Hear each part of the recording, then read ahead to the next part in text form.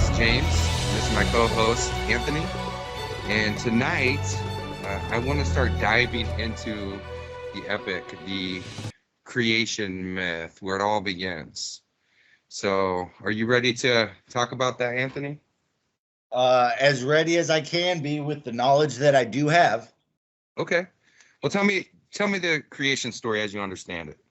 Well, so before there was anything as we understand it, there was the fires of Muspelheim on one side, the ice of Niflheim on the other, and Gununga Gap in the middle. And eventually the fire and the ice met or started intermingling, created what science would call the Big Bang. And from that, the first giant Ymir was born, along with the great cow Adhumbla. And Ymir was fed off of the milk of Adhumbla, and Adhumbla was licking ice rocks. Ymir gave birth from his armpit and his foot to races of giants, while Adhumbla, licking the ice block, first some hair, then a head, then a whole body was revealed, and Bor was the being that came, who was the first of the gods, and Bor gave birth to Buri, who gave birth to Odin, Vili, and Ve, or Odin, Lodor, and Hodor, depending on which translation you're reading. Those three slew the great giant Ymir, killed all the giants except Berglamir and his unnamed wife in the blood flood from his body, created the heavens and Midgard and lined the stars, and then Odin, the same three, created Ask and Embla, and then Rig came down and created the classes, and that's just the basic synaptic version of the creation portion. Did I miss anything? That's pretty good. Couple things. Buri was before Bor, and so Buri gave birth to Bor, and then Bor was the father of Odin and his brothers. But I think that it's important to break this myth down, because whenever you start examining the levels of it on a much finer detail, you start to get a better grasp of the cosmology of our ancestors in Germanic Europe. As we talked about before, there have been some historians and mythologists that have pieced together the lore in an epic fashion, meaning telling a complete story from beginning, middle to end. And I want to kind of go over, before we jump into it, I just want to go over the sources of information that have been used to do that. So many people are familiar with the Poetic Edda, and it's comprised from manuscripts that survived in Iceland. And the Old Norse used in that material, we know, comes from the 800s, from the original tongues of our ancestors. And then we have Snorri Sturluson, who was a Christian and had a Christian worldview, and he began trying to reignite the flame of the skaldic or Nordic poetry, and wrote his book on that to try to teach others about Norse poetry. And in that book is many accounts and commentary about ideas of the beginning and the story and the end of it, and Ragnarok and different gods. A lot of people have relied in the modern day on Snorri's composition of the worldview of people that practiced this faith, that believed in these gods. And Snorri did his best to try to reconstruct it, but one has to always remember that he understood things from his Christian perspective. He saw the world from Christian eyes. And so when he was commenting on a lot of things, he often didn't understand what certain things meant or where it belonged in the lore. After Snorri and his works, we rely on the sagas, and we then also rely on Anglo-Saxon literature, continental Germanic heathen archaeological finds like the Mesberg charms and different spells and such. And then we also look at archaeological information. Other writers like Saxo Grammaticus, Tacitus, various recounts, city place names throughout Europe. And then we also compare our faith and our lore and our story to other Indo-European traditions and myths as well. So that's kind of where we start forming the basis where Rydberg began on his reconstruction of the mythology. Now, Rydberg's not the end all of Germanic mythology. I would rather say he's the beginning of it, because he kind of reopened our eyes to the broader story with details that we often don't find in other works. Continuing in his tradition, the Norriana Society also put together a work very similar to Rydberg's, inspired by his work, in fact, where they tried to reconstruct the Norse myth in chronological order as well. Rydberg, his work, he had written Investigations into Germanic Mythology, was probably his best and most comprehensive work on the faith. But he began trying to put together books with the complete story instead of just from an investigative point of view. He actually tried to reconstruct the story in a couple. His first work was The Sword and the Shield, and he later refined that work based off of his investigations into Germanic mythology by writing Our Father's God Saga. That's perhaps the best work that he did as far as reconstructing pieces of information in the lore that people hadn't prior to him been able to accomplish. So when we start diving into the lore tonight, I want everybody to keep in mind a couple things. One, the lore is very layered. There's layers to it, and there's multiple meanings to things. And when we start jumping into the creation story, I want everybody to lose their idea of what Norse cosmology consists of, the 9 worlds and gods being independent, and approach this with an open mind, because I'm going to provide some information tonight that probably many of you have never heard before. But all of this information does exist in places. Said before we touched on this subject, this is something you know a little bit more about than I do. So I think it's just important for the sake of discussion and learning to keep an open mind and not be bound by the things we were previously taught to potentially learn something new. Exactly. So let's start with the beginning of the creation story. So many people might already have come to an understanding that things work in cycles, and people question whether, like at Ragnarok, for example, is that a destruction of the world and a new world would come from it, and whether or not it would actually end the world or just some type of new age would arise. And what Rydberg did was very similar to the ancient Vedic texts, where they have different ages that man exists in. Rydberg kind of reconstructed a framework for that. And he had put it together into essentially 3 ages in his works. In those ages that he had essentially constructed the mythology on was the world's creation, the primeval age of peace, and the age of sin and discord. And that within each of those three ages, certain events transpired.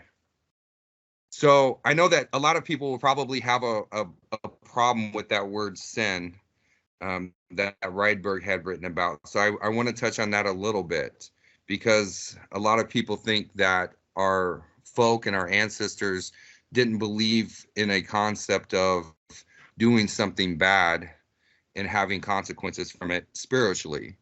And that's a completely new age belief. Our ancestors definitely had the belief of right and wrong, and they definitely had a concept of sin. In fact, the word sin comes from ancient Germanic tongues. That's a word from the Indo-European language. It's been completely reconstructed all the way back to Proto-Indo-European.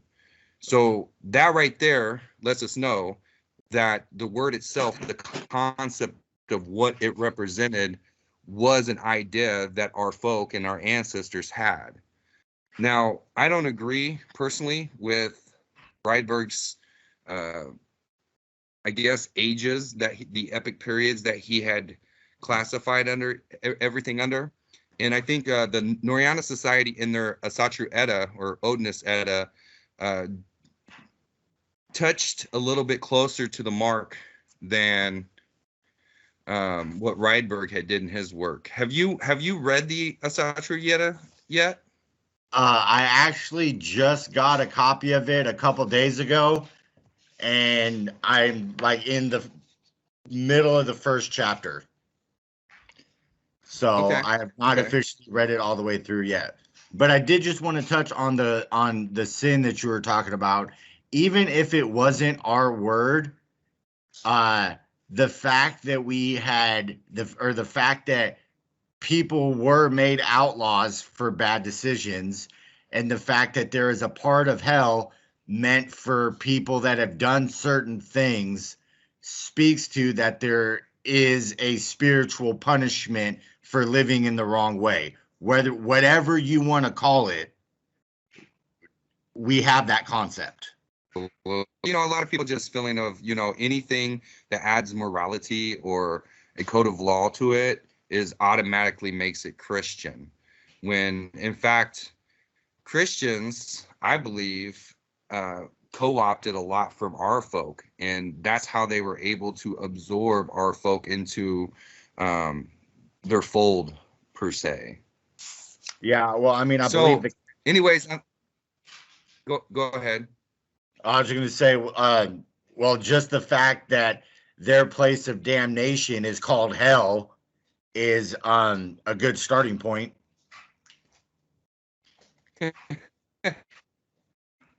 Definitely to that. I don't know if we're going to make it in this episode, but there's a couple things that I do want to go into probably in later episodes, because I want to stay pretty focused for several episodes at least of going over this timeline.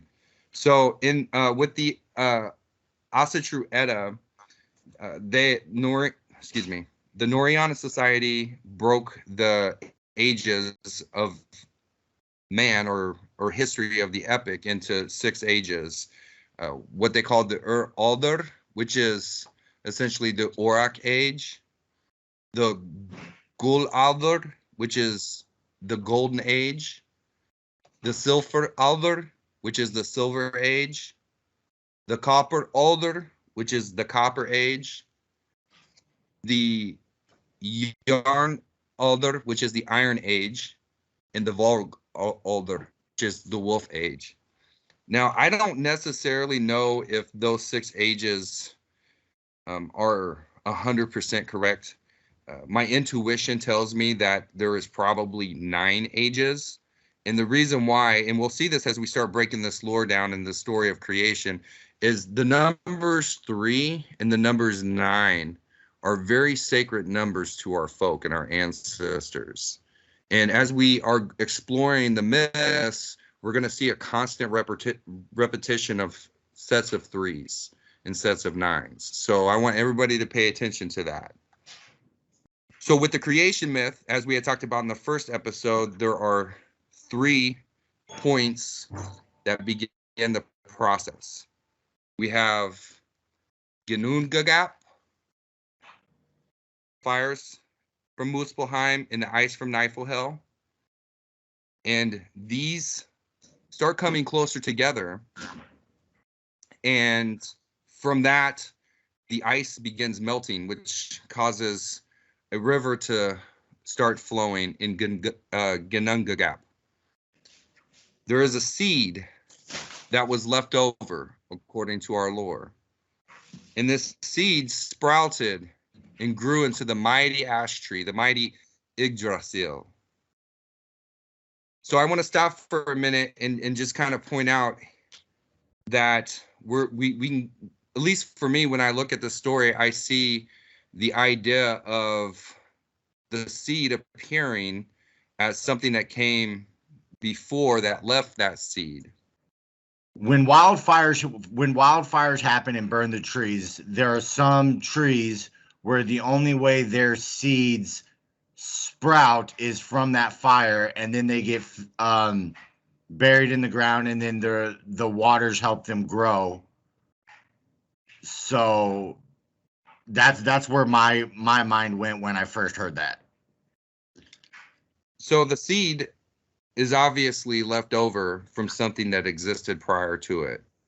The tree before it leaves the seeds. And that's an interesting concept to me, because when I look at the creation myth and I see this seed that must have come from a tree that existed before it, and it sprouts, and Yggdrasil represents the energy force of life throughout all of the cosmos, and it starts growing.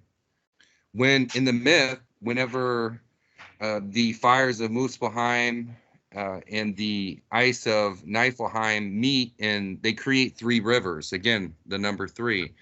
They create Erzbrunnar, which is Erd's well, which is in Helheim or Hell. And then it creates Mimisbrunnar, which is Mimer's well that existed in Ginnungagap. And then it creates Vergamir, which comes from the ice in Niflheim.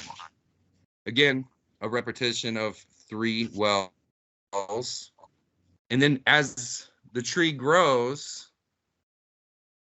there are other beings, as you mentioned in your rendition of the creation story, the cow and then Ymir, both emerge as beings that preceded the rest of creation. Yes. Do I have your attention? No, you have my attention. I'm just unsure if I'm supposed to add something at this point. It sounded like you were halfway through a thought. So what are your thoughts about these 3 beings that appear, or 3 things which bring about life and the creative forces that be? The seed, the cow, and Ymir. So looking at the seed, the kind of jump ahead to the end just for a second for my train of thought. So when Ragnarok happens, Surtur comes out of Muspelheim and burns everything, even the tree. So assuming the cycle follows, after that burning, another seed is going to be left for a new cycle to start. So that makes me think, again, looking back to the cyclical nature of time, there definitely was something before. So that, to me, that bit makes sense of a seed being left behind for fire to open up and the waters of the melted ice of Niflheim to feed. And then we look at Ymir who I believe the name means like the roarer or the screamer, a vibration, screaming, yelling, sound, it's a vibration. And again, looking at science, all matter is waves and vibration. The one part that I still don't understand is the cow. Adhumla showing up, like I get that it's a food source for Ymir, and I get that Adhumla licking the ice is freeing Burr, but the significance of the cow itself, I don't have any clue of. That's something I've never understood. Actually, one of the things that a lot of people don't connect the dots on is the cow, because in other Indo-European traditions and myths, the Vedic one, for example, there's a regenerating cow, and a lot of people haven't found anything from the sources that exist that show that there's a regenerating cow in our mythology. But it makes sense that if this exists in other myths, where at the end of time, a cow regenerates itself and essentially nourishes the next creation, that a similar thing would exist in our works. Victor Rydberg actually found the only surviving text of proof of a regenerating cow in our mythology, and it comes from a Swedish story. Victor Rydberg was Swedish, by the way. It's called Erkan the Cow. And it's about a cow that comes out of the cave and essentially is slayed, but then regenerates in the cave and is able to come out again during another age, right? So we do find in our mythology that there is a cow that comes to nourish the primordial beings at the beginning of time. And then when it's eventually slayed in the myths, and then in the next age, it regenerates to nourish the next creation process. Have you ever heard that before? No, that's actually a first for me, but most of the stuff I've read has either been Norse or continental Germanic. So the Swedish bit, even though it could kind of be under the Norse umbrella, is something I haven't heard of before. Yeah. Well, and it's interesting that, okay, so we have Ymir, who is formed from essentially the splashes from Niflheim as they're melting, and he is nourished by the cow from the four teats, and from him he emanates or sweats, and I like the description from the lore itself on how it describes these things, because it brings to modern mind concepts that we have today of like the way things emanate from other things, like amoeba, for example. You're talking about asexual creatures that are able to birth things without a mate. Correct. Yeah. So at the beginning of this time, when Ymir is essentially emanating progeny, he emanates progeny from his arms or armpits, kind of depends on way things are understood or translated. And then he also emanates things from his lower part of his body. The ones that came from the higher part are considered to be the noble Jotun, or the noble giants. Mimir is one of these descendants. Besla, Odin's mother, is one of these descendants.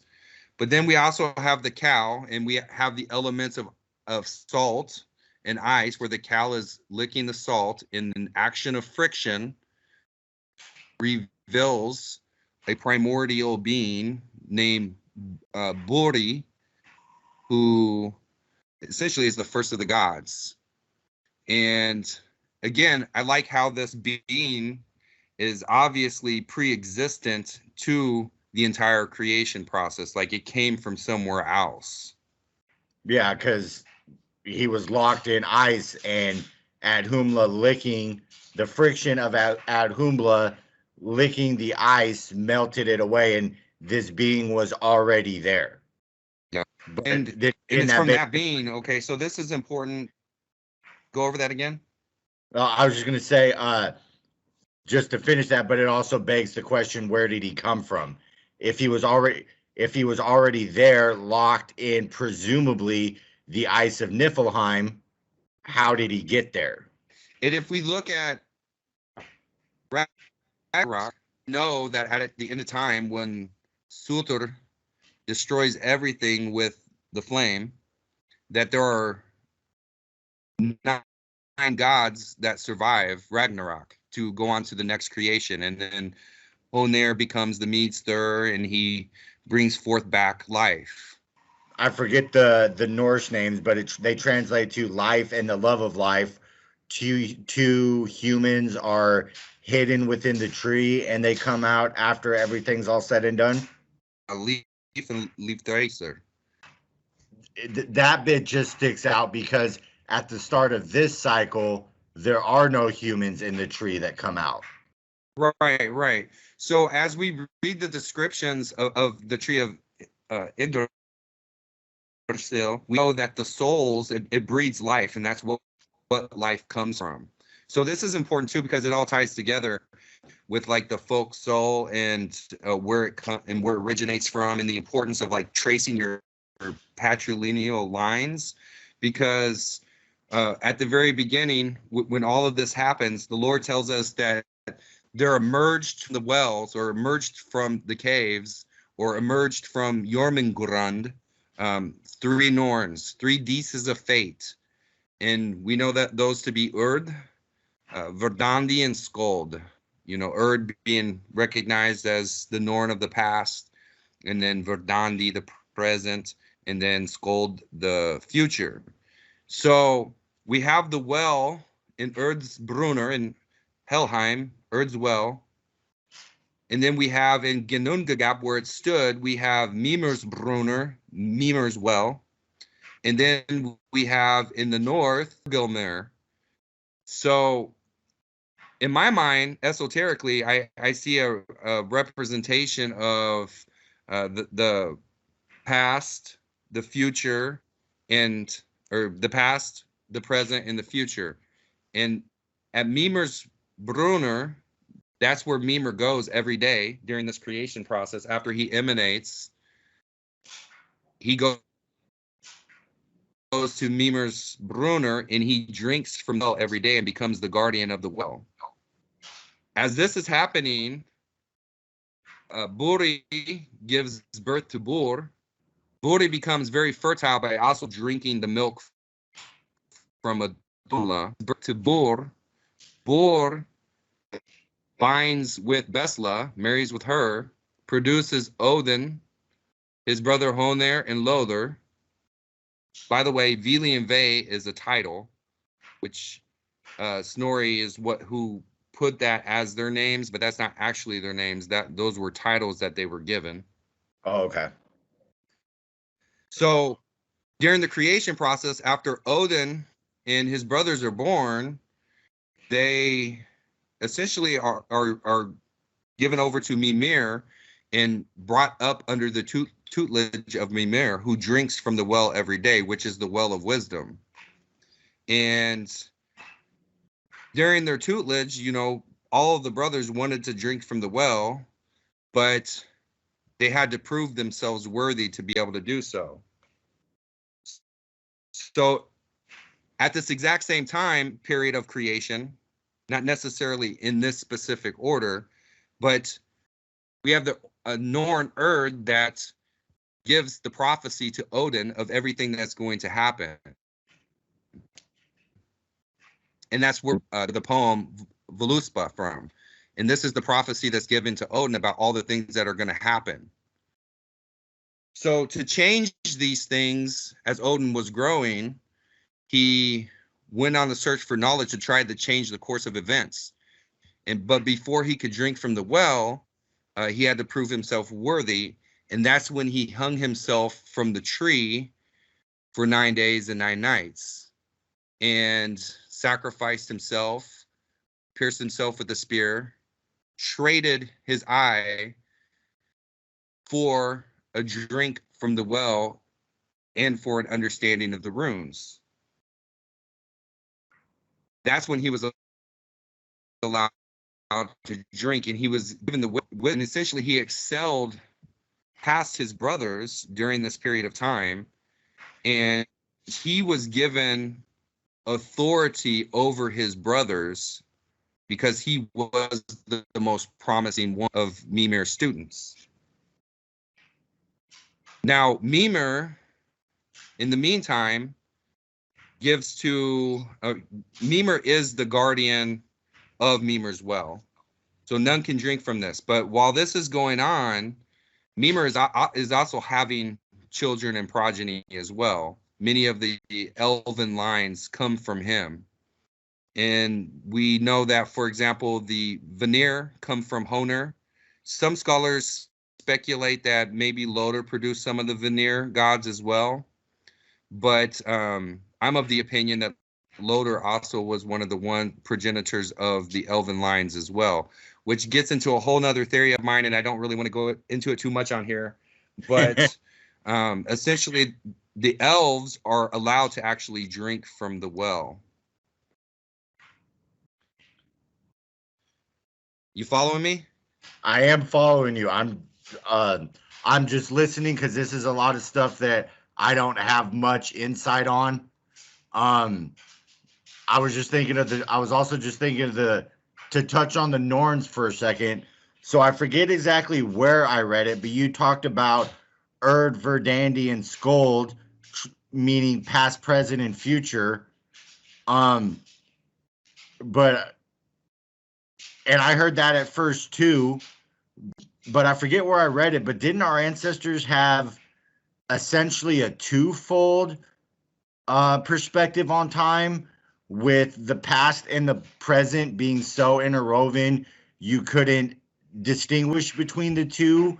So Erd, Verdandi, and Skold would be essentially Erd, past and present, Verdandi meaning that that which will be or that which is coming next, and Skold being what should be after the next step. You get what I'm saying? Have you heard that before? Yeah, no. And yeah, I heard that before. And yeah, I think that the concept is really similar to that idea of how it weaves together. It's, it is what is becoming, what's to become. So yeah, I agree with that. And one of the things that the Norns did whenever they first emerged in Jormungand is they established law and also pronounced orlog. Now, orlog is a really important concept because that deals with natural law. That is the weaving of fate. Some people call it, Erd's log, which means Erd's law. The word Erd is also in our modern English language as the word weird. When somebody says something's weird, or it's the way that fate had woven itself to become what it is. Definitely not the meaning of it's awkward, but definitely that it's not quite understood. The Norns established a law and pronounced the orlog, the fate of things. That's when they give the prophecy to Odin. Now Odin goes and searches. He wants to drink from the well, sacrifices himself. So originally, all the gods lived in Jormungand. This is important because we're going to touch on this 9 world conception that people have. Jormungand is the first world. It's the great ground where all things come from. It's where the tree of life grew from, Yggdrasil. It's where all the gods lived and also came from. Now, while they're there, they meet. Odin and his brothers meet with the Vanir, and Odin assigns positions to the gods of what they will have authority over, essentially. And during this period, while all this is happening, Ymir grows so hungry that he kills Adumla, right? Mm-hmm. Now, all of the gods and all of the beings that existed, that's where they got their nourishment from. That's where they got their fertility from, was Adumla. When they did this, the gods met at what would be now called Idvalr, or the meeting place of the gods, which is in Helheim, and they decided and made a judgment to kill Ymir in retribution for killing Adumla. So that's what they did. They began building the Horger, which is the altar in Helheim in Idvalr, and they went and slew Ymir. When they slew him, Ymir's blood flooded the cosmos. And I remember in the first episode, you had talked about our concept from at least our ancestors is one of a terrestrial flood versus, one of a universal flood versus a terrestrial flood, which Mm-hmm. I think is also interesting because you're right. When you look at other mythologies, it seems to be describing a flood that happened for people that existed in some world or realm prior to this great cosmic flood that our ancestors tell us about, which I think is key because Ask and Embla, the first of our folk, come after the flood, Yeah. versus in other traditions, it comes before the flood. Yeah, and that's something I've kind of asked about to you on multiple occasions because that's one thing in our tradition that has always starkly stuck out to me as far as when the first man and woman were created in comparison to the mentioned great flood that is shared in every tradition. So for us, the beginning of the time kind of begins with Odin because we claim descent from Odin. That's who our ancestors believe that they come from. And we can see in our creation myth that there are other beings that existed that produced other progeny. It's important to understand this as we go through the epic storyline because this is what gives us our ties to our divinity and our ancestors and where we come from and how we attach to it. So let me jump back a little bit though. Before they kill Ymir and Odin had learned the runes, he began teaching the runes to the other gods as well. And the Vanir were given some runes. Even the Jotun were given some runes. And they were taught different things and different magic, per se, if that's what you want to call it. But then he assigned stations for the gods and even Jotun for them to oversee certain things. Now, during this time, when they crafted the Horger, the altar in the Idvalr in Helheim, before they slayed Ymir, the law was pronounced about Ymir killing Adumla. So for punishment for that crime, it was decided, since he had taken the nourishment away from all of the gods and Jotun, that he would be slayed. The lower Jotun and a couple of the more noble ones did not like the slaying of Ymir. Most of the Jotun were killed during this great flood. We know Berglum, according to tradition, and his unnamed wife survived it. There's some people that speculate that maybe there were some other Jotun that survived as well, that were of the lower forms. Some Bridberg speculated that Loki and Golveig came from the lower form, like the Rimthurser. But I personally don't think that theory is correct, but it doesn't really matter because we know that most of the Jotun were destroyed except for Berglimir and his unnamed wife, who then produced a line of giants hostile to the gods. So now let's touch on the creation of things from from Ymir before they actually create distributed Ymir's body to create the universe as we know it. They created Grody's mill. What do you know about that? Grody's mill. Something about three giantesses pushing essentially three poles in a circle to grind things up. Like that's if it's the one I'm thinking of, but that's all I can remember. I've heard the name. Okay. So Gross Mill was essentially a big grinder. It was what created the sacred fire. And Odin had assigned 9 giantesses to turn this wheel. And the wheel had stones at the bottom, which would rub and through friction create fire.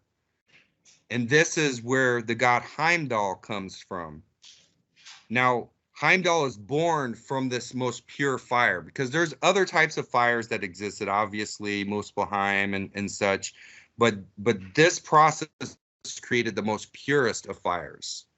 And there were 9 giantesses that pushed it, and through the pushing, the friction of the stones at the bottom of the mill created Heimdall.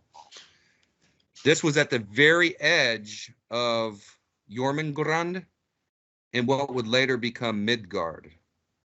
Here, he put the top of the Grody's mill and essentially grinded him up where his different parts became, like his flesh became fertile soil and such. And they created the heavens as we know it, essentially, the universe, all the worlds, everything in it. Now, I know a lot of people have this concept of 9 worlds were created, but in our mythology, there are never a mention of 9 worlds. There are a mention of worlds in the plural, but never of 9. When it mentions the number 9 in regards to like places or stations where things live, it always refers to it as a heim, which is a home. So whenever the gods were creating the universe, they created Midgard and they created Asgard. Asgard is at the top of the tree, and they created that. And we'll get into more of this over time in other episodes about why they created Midgard and the need for a defense and a wall, which had to do with the giants wanting to attack the gods. But there was never 9 worlds. Now, in Midgard, there were different homes. In Asgard, there were homes, but there was not a world for each of these things. So in our cosmology originally, we had the concept of 3 worlds: Jormungand, Midgard, and Asgard. At the end of creation, at Ragnarok, the worlds are destroyed, and they're speaking about Asgard being destroyed and Midgard being destroyed. Jormungand is never destroyed. That's like the great ground where all creation goes back to. It's the soil essentially of the universe. Okay. Does that make sense? Yeah, that makes sense. Yeah, because that's one thing that I kind of noticed too is when it talks about the destruction of the worlds in the Ragnarok portion of Voluspa, it only specifically mentions Asgard and Midgard. But like it doesn't mention in the way most people think about it, understand the cosmos. It doesn't say that Jotunheim was destroyed. It doesn't say Vanaheim, Lost Helfheim, Sword Elfheim. The only 2 worlds it specifically mentions being destroyed is Asgard and Midgard. So for me, it being those 3 levels with different homes on those levels actually makes a lot more sense. Right. So there were homes, and the gods, during this period, the gods and the Jotuns and well, I would say the Aesir, Vanir, and the Elven lines, they traveled Midgard relatively peacefully. There was a peace compact after the slaying of Ymir. What ended up happening was the Jotun were really upset about essentially the slaying of their grandfather, who was their progenitor. But there was a peace treaty and this is the first, what kind of brings in the next age of events, the age of peace, the golden age. And that is where things start to get interesting. At this time, essentially the 9 worlds that people think of in today's cosmology, they were 9 homes that were in those 3 worlds, Jormungandr, Midgard, and Asgard. And those 9 worlds, or excuse me, those 9 homes are Godheim, the gods' homes, Alfheim, the elves' homes, Vanaheim, the Vanir's home, Mannheim, which is the home of men. But we're not in the story at this point yet. Man had not been created. Mm-hmm. But then there's Niflheim, which is the northern world of ice. And then Helheim, which becomes like the home of the dead. Everything returns there. And then Muspelheim, which it's Surt's Dollar, essentially his hideaway. And then Svartalheim, which is Mimir's Holt, which would be probably by somewhere near Mimir's Well. You know what's interesting about these stories in the creation myth is the many levels or layers to it that are there. Like I see the story about Grody's mill and how they would turn it and grind the stones together, and the friction of the stones created a spark. You know, this is also information passed down from generation to generation of our folk, because it's also knowledge, survival knowledge, you know, how to create a fire. Yeah. And I think that as we look at the lore, we'll also start recognizing that there's ceremonial and ritual aspects to that as well. Like, for example, how you actually start the sacred fire for bloat. Yeah. And how you call upon the gods during that process. Because I believe that the lore tells us how to do these rituals. It's just a matter of understanding what the lore is saying to us. Yeah, it's like we got an instruction manual that we know something's there, but we just can't quite understand it. So I want to talk a little bit about Mimir too, because in producing the Elfar line, because after the slaying of Ymir, you know, in some translations, they translated as maggots, you know, started growing from his feet. And essentially that's where we get the dark elves from, or dark dwarves, some people say. I would say it's more probably dark elves, but it's that the progeny of Mimir is the elves, and he gives them drink from the well of wisdom, so they have great insight of everything. But the dark elves, they're not allowed to drink from it. He doesn't allow the dark elves to drink from the well. They're only allowed to learn from the light elves. Why do you think that is? Well, I think it has to do with making sure certain information is protected and guarded. I have an alternative theory on some of these points that the Lord tells us. For example, I actually think that Lother is given power over Elfheim whenever stations are assigned by Odin, of, you know, who will rule what. This is at the time when the Vanir were given their authorities over certain things in creation, like the keeping of time and fertility and such. But I think that may not recognize this as part of the lore, because there's not a full story that exists of it. Trying to piece parts of the lore together to make sense of it, the theory that I have and others have as well, I think Carla O'Harris was the first person that pointed this out, is that Lother is probably Durin, which is the person that creates the dark elves, right?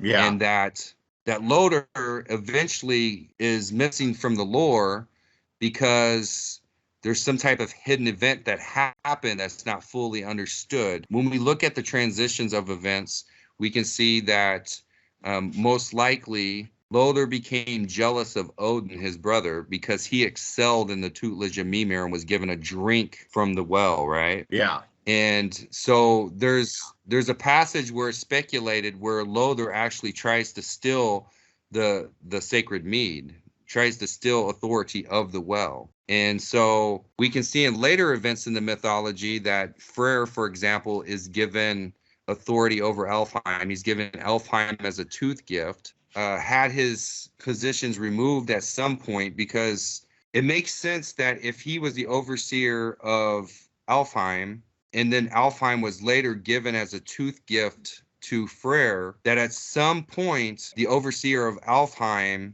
had lost that position.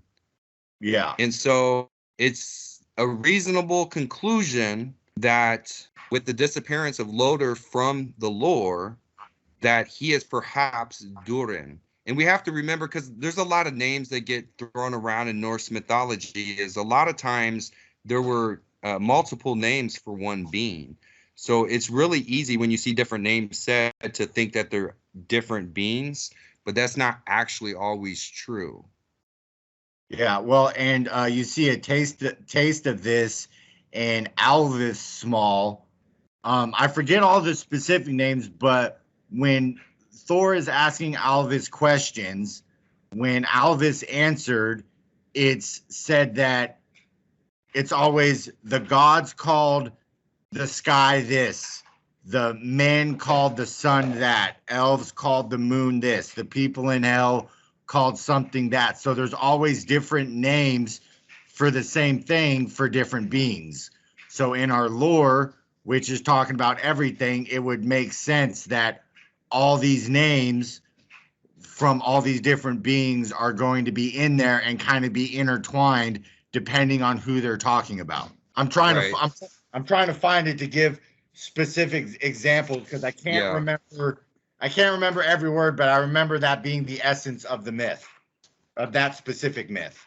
I do want to mention that during the creation process, like when they're creating the sun and the stars and the moon and such, that these came from other gods. These came from the Vanir and the Aesir, that they are the progenitors of those gods as well. But they're a lesser form of God. And that's why in our religion, you'll sometimes hear me refer things to as like a um, lesser God or a primary God.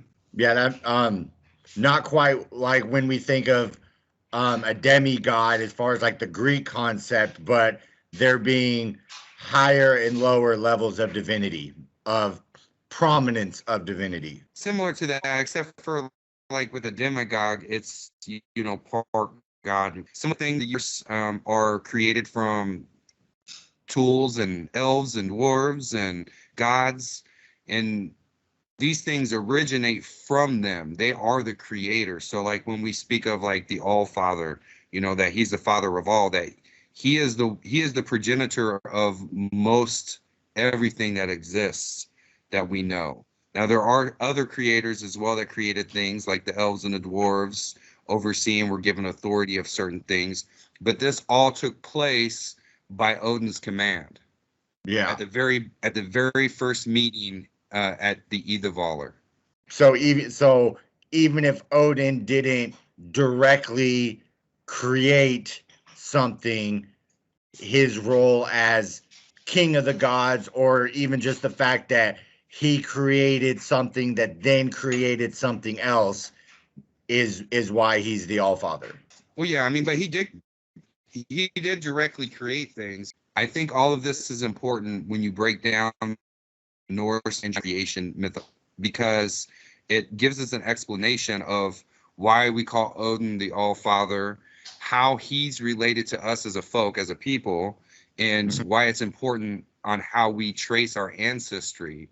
And we'll see as we get into the other ages in in later episodes, going through the course of events in chronological order, we'll see how there was a war that continued. You know, we'll start getting into Golveg Haig, for example, and Loki a little bit more in depth, the things that they were doing. And all of this is because of hostility that stayed with the Jotun because of the slaying of Ymir.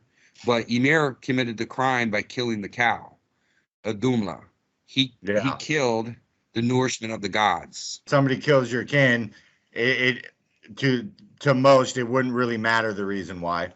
Right. Well, we have to consider, you know, that Ymir, in his continuous hunger, you know, he was just feasting upon things and destroyed the source of nourishment for the gods.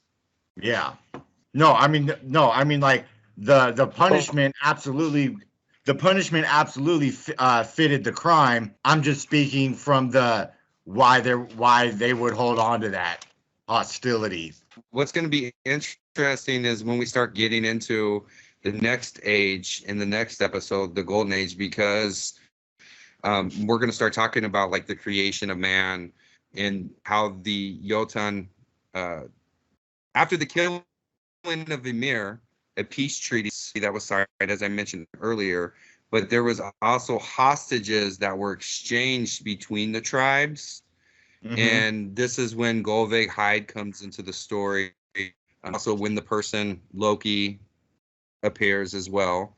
And it's going to be interesting as we follow the chain of events, how much this hostility and how much this destructive force they inherited from Ymir, where they actually try to kill the things which nourish life. And it gets all back to the first and second episode that we did, where we were talking about universalism and we were talking about morality and destructive and chaotic forces. Yeah, and just that some people and some things are just born to destroy, regardless of what it is or what it means for themselves and everybody else. Yeah, which makes me wonder if the Jotun didn't spawn a couple humans, because there's a few that I can think of currently living that are just wanting to destroy everything for the sake of it. Well, and then the dark elves, which essentially become Surt's progeny. And if Lothar is Surt, which many scholars speculate he is, that tells a lot. I think it's important to also point out that after the gods and the creation portion of the myth, which we'll also call the Alda, or the age, the age of Mm-hmm.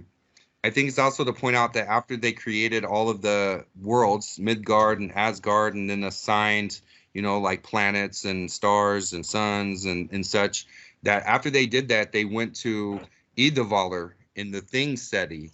And then from there is where they sit and they judge. So everything that dies comes back across to them for them to judge.